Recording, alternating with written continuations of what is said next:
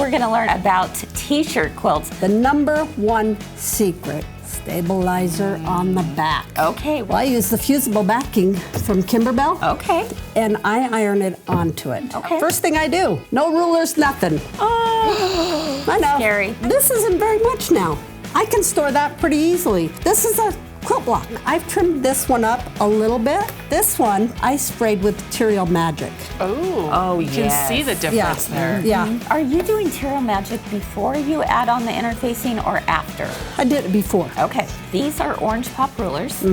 And the reason why we love them is because they have that open window. I can see, but I'm gonna do all my blocks the same size. Like any other quilt, I did it in rows. And I like to add the border so it all comes in, and then you always put Minky on the back.